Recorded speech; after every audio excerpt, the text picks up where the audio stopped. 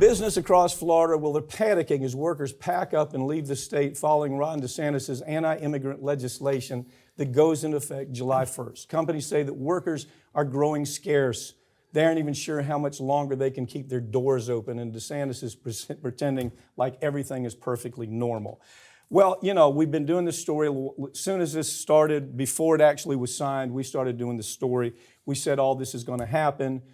We made the prediction that businesses are going to close, that they're going to leave the state, and sure enough, it's happening. It's being reported all over the state right now. Yeah, we're looking at, some of the major, hubs down there in South and Central Florida.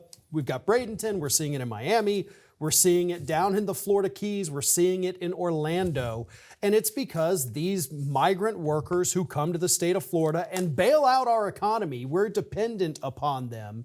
And now they're saying, I'm not coming, I can't, I'll be arrested. But isn't the story really this? I mean, we've done every iteration of this story. I don't want to overkill this story.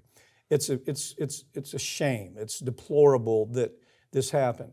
But we're not politicians.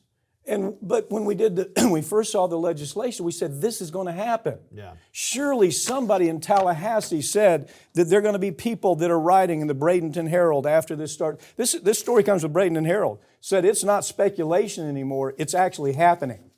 But don't you think those politicians had a duty to at least think about that, think about what the impact was?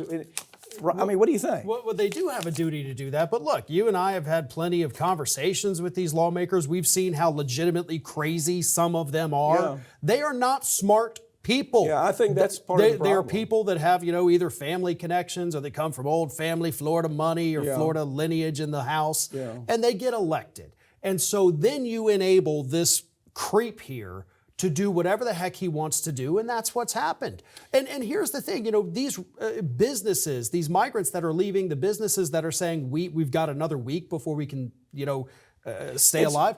This is all before the law even goes into effect. Well, again, I don't want to beat this. I mean, we've done several stories. We started doing stories before it ever really came into fruition.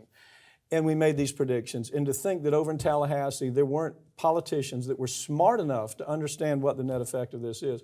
We've always said, look, immigration is about Chamber of Commerce. It's about Wall Street. They want to bring in cheap labor. Their idea is, hell, if we kill this worker, we just ship him back to Mexico. That's the ugly side of it. Yeah. But it's all driven by Wall Street. This is all driven by Wall Street. It's driven by the Chamber of Commerce, bringing in cheap labor, and everything's going to be good for Americans. That's the ugly part of the story. The other side of the ugly story is most of these people come here because they want to do better. Yeah. They want a good life for themselves and their family. They're willing to handle jobs that nobody else will handle.